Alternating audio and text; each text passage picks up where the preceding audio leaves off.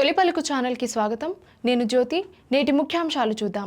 America Iran మధ్య చారిత్రక శాంతి ఒప్పందం, 110 రోజుల యుద్ధానికి ముగింపు. ప్యారిస్ లో ప్రధాని మోదీకి ఘన స్వాగతం, ప్రవాస భారతీయుల సందడి. జర్నలిస్టుల సమస్యల పరిష్కారానికి చలో హైదరాబాద్. బకాయి బెనిఫిట్స్ కోసం ఆర్టీసీ రిటైర్డ్ ఉద్యోగుల దీక్ష. కారుపై కూలిన నిర్మాణ భవనం గోడ, 2 మృతి. గుర్రంగూడ వన మహోత్సవానికి శ్రీకారం, పర్యావరణ పరిరక్షణకు ప్రభుత్వం సంకల్పం. తాగునీటి సమస్యపై ఆగ్రహం, సీఎం దిష్టిబొమ్మ దహనం చేసిన గ్రామస్తులు. పేపర్లెస్ గవర్నెన్స్ కు తెలంగాణ కేబినెట్ శ్రీకారం, మంత్రులకు ప్రత్యేక ట్యాబులు. రైతు బీమాపై కాంగ్రెస్ పై జీవన్ రెడ్డి విమర్శలు, 7,600 మంది రైతులకు బీమా అందలేదని ఆరోపణ. ప్రధాని నాయకత్వంలో భారత్ వేగంగా అభివృద్ధి చెందుతోంది, యోగి ఆదిత్యనాథ్. 1.5 కోట్ల ఏళ్ల నాటి సముద్ర శిలాజాల ఆవిష్కరణ, మయూర్భంజ్లో కీలక గుర్తింపు.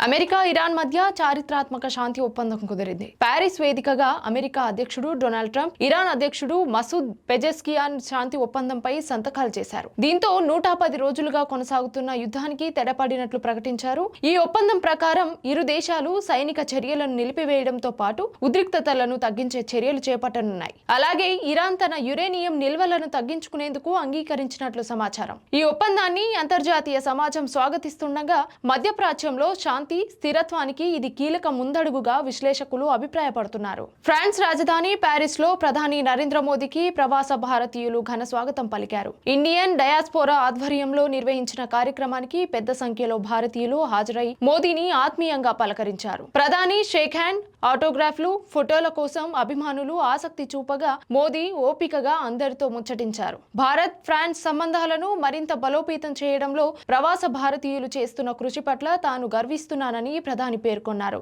ఈ సందర్భంగా భారత్ ఫ్రాన్స్ మధ్య స్నేహపూర్వక బంధాలు మరింత బలపడాలని ఆకాంక్షించారు. జర్నలిస్టుల సమస్యలు పరిష్కారం, ప్రభుత్వం వ్యవహరిస్తున్న తీరుకు నిరసనగా వర్కింగ్ జర్నలిస్టుల ఫెడరేషన్ ఈ రోజు చలో హైదరాబాద్ కార్యక్రమానికి పిలుపునిచ్చింది. ఉదయం 10 గంటలకు గన్ పార్క్ నుంచి భారీ ర్యాలీ నిర్వహించినట్లు ఫెడరేషన్ ప్రతినిధులు తెలిపారు. జర్నలిస్టుల సంక్షేమం, పెండింగ్ హామీల అమలు, మీడియా వర్గాలు ఎదుర్కొంటున్న సమస్యలపై ప్రభుత్వ దృష్టిని ఆకర్షించడమే ఈ కార్యక్రమం ఉద్దేశమని పేర్కొన్నారు. రాష్ట్రం నలుమూలల నుంచి జర్నలిస్టులు పెద్ద సంఖ్యలో ఈ కార్యక్రమంలో పాల్గొన్నారు. ఈ ఆందోళన కార్యక్రమం జర్నలిస్టుల హక్కుల సాధన కోసం కీలకంగా మారనుందని నిర్వాహకులు వెల్లడించారు. హైదరాబాద్లోని RTC cross roads bus Bhavan ముందు ఆర్టీసీ రిటైర్డ్ ఉద్యోగులు నిరసన దీక్ష చేపట్టారు. పదవి విరమణ తర్వాత తమకు రావాల్సిన బెనిఫిట్స్ ఇప్పటికీ అందలేదని ఆవేదన వ్యక్తం చేస్తూ ఉపవాస దీక్ష నిర్వహించారు. పలుమార్లు అధికారుల దృష్టిని సమస్యను తీసుకెళ్లినా పరిష్కారం కాలేదని ఆరోపించారు. పెండింగ్ లో ఉన్న ఆర్థిక ప్రయోజనాలను వెంటనే విడుదల చేయాలని డిమాండ్ చేశారు. వృద్ధాప్యంలో ఆర్థిక ఇబ్బందులు ఎదుర్కొంటున్నామని, ప్రభుత్వం ఆర్టీసీ యాజమాన్యం తమ సమస్యలను స్పందించాలని కోరారు. డిమాండ్లు నెరవేరే వరకు ఆందోళన కొనసాగిస్తామని హెచ్చరించారు. మహబూబ్ నగర్ జిల్లా దేవరకద్ర మండలంలోని భారీ వర్షాలు, ఈదురుగాలుల నేపథ్యంలో ఘోర ప్రమాదం జరిగింది. నిర్మాణంలో ఉన్న ఓ భవనం గోడ అకస్మాత్తుగా కారుపై కూలిపోవడంతో అందులో ప్రయాణిస్తున్న 2 వ్యక్తులు తీవ్రంగా గాయపడ్డారు. స్థానికులు, అధికారులు వెంటనే సహాయక చర్యలు చేపట్టి బాధితులను ఆసుపత్రికి తరలించారు. అయితే చికిత్స కోసం తీసుకెళ్తుండగా వారు మార్గం మధ్యలోనే మృతి చెందినట్లు సమాచారం. ఈ ఘటనతో ఆ ప్రాంతంలో విషాద వాతావరణం నెలకొంది. ప్రమాదానికి గల పూర్తి కారణాలపై అధికారులు దర్యాప్తు చేపట్టారు. గుర్రంగూడలో నిర్వహిస్తున్న వన మహోత్సవం కేవలం మొక్కలు నాటే కార్యక్రమం కాదని, పర్యావరణ పరిరక్షణకు ప్రభుత్వం తీసుకున్న సంకల్పానికి ప్రతీక అని ప్రభుత్వ వర్గాలు పేర్కొన్నాయి. గతంలో చెరువులు ఆక్రమణలు, అటవీ భూముల కబ్జాలతో హైదరాబాద్ వరదల సమస్యలను ఎదుర్కొందని గుర్తు చేశాయి. ప్రస్తుతం చెరువుల సంరక్షణ, నాలాల పునరుద్ధరణ, అటవీ భూముల రక్షణ కోసం ప్రభుత్వం కట్టుబడి పనిచేస్తోందని తెలిపాయి. 2021లో గుర్రంగూడ వరదలను చూసిన సమయంలో కలిగిన ఆవేదనని ఈ కార్యక్రమానికి ప్రేరణగా నిలిచిందని పేర్కొన్నారు. అక్రమదారులపై న్యాయ పోరాటం చేసి అటవీ భూములను కాపాడుతూ హైదరాబాద్ను పర్యావరణ హిత నగరంగా తీర్చిదిద్దే లక్ష్యంతో ఈ వన మహోత్సవాన్ని నిర్వహిస్తున్నట్లు వెల్లడించారు.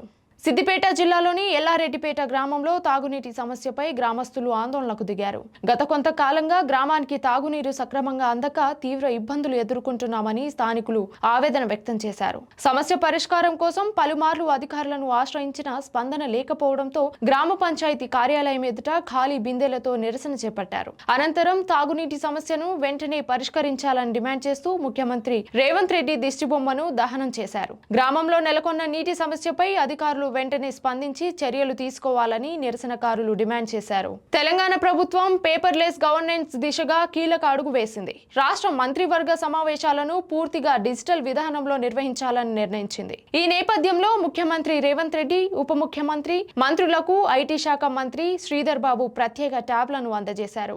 ఇకపై కేబినెట్ సమావేశాల ఎజెండా, కీలక పత్రాలు, నిర్ణయాలకు సంబంధించిన సమాచారం ఈ-బుక్ విధానంలోనే మంత్రులకు అందుబాటులో ఉండనుంది. కాగిత వినియోగాన్ని తగ్గించి పారదర్శకత, వేగవంతమైన పరిపాలనకు ఈ నిర్ణయం దోహదపడుతుందని ప్రభుత్వం భావిస్తోంది.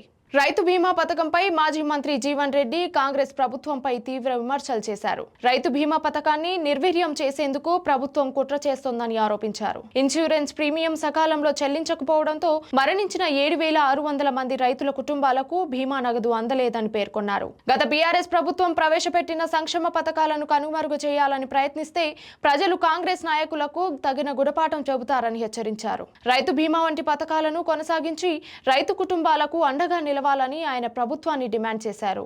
ఉత్తరప్రదేశ్లోని కాన్పూర్లో నిర్వహించిన నేచురల్ ఫార్మింగ్ వర్క్ షాప్ 2026లో ముఖ్యమంత్రి యోగి ఆదిత్యనాథ్ పాల్గొన్నారు. ఈ సందర్భంగా ఆయన మాట్లాడుతూ, గత 12 ఏళ్లలో ప్రధాని నరేంద్ర మోదీ నాయకత్వంలో భారత్ తన సామర్థ్యాలపై కొత్త విశ్వాసంతో ముందుకు సాగుతోందన్నారు. రైతులు, యువత, మహిళల గౌరవం, వ్యాపారవేత్తల ఔత్సాహికత దేశాభివృద్ధికి బలమైన పునాదిగా మారనున్నాయని పేర్కొన్నారు. ఈ పెరుగుతున్న ఆత్మవిశ్వాసమే భారతదేశాన్ని వేగంగా అభివృద్ధి చెందుతున్న దేశంగా నిలబెట్టింది దని యోగి ఆదిత్యనాథ్ అన్నారు. ఆర్గానిక్ వ్యవసాయాన్ని ప్రోత్సహించడం ద్వారా రైతుల ఆదాయం పెరిగి వ్యవసాయ రంగం మరింత బలోపేతం అవుతుందని ఆయన అభిప్రాయపడ్డారు.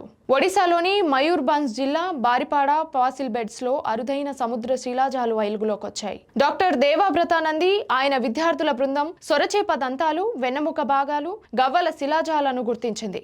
ఇవి సుమారు 1.5 కోట్ల సంవత్సరాల క్రితం మయోసిన్ యుగానికి చెందినవిగా శాస్త్రవేత్తలు భావిస్తున్నారు. ఈ ప్రాంతం ఒకప్పుడు ప్రాచీన హిందూ మహాసముద్రంతో అనుసంధానమైన నిస్సార సముద్ర ప్రాంతంగా ఉండేదని పరిశోధకులు చెబుతున్నారు. భూకంప సంబంధిత మార్పుల కారణంగా తీరా రేఖ తూర్పు దిశగా మారినట్లు ఈ శిలాజాలు సూచిస్తున్నాయి. ఈ ఆవిష్కరణపై మరిన్ని పరిశోధనలు కొనసాగుతుండగా బారిపాడ ఫాసిల్ బెడ్స్ ను జియో హెరిటేజ్ ప్రాంతంగా ప్రకటించాలని డిమాండ్లు వినిపిస్తున్నాయి. ఇది ఇవాల్టి బులెటిన్ అప్డేట్స్. మరొక బులెటిన్ తో మళ్ళీ కలుద్దాం. చూస్తూ ఉండండి తొలి పలుకు న్యూస్.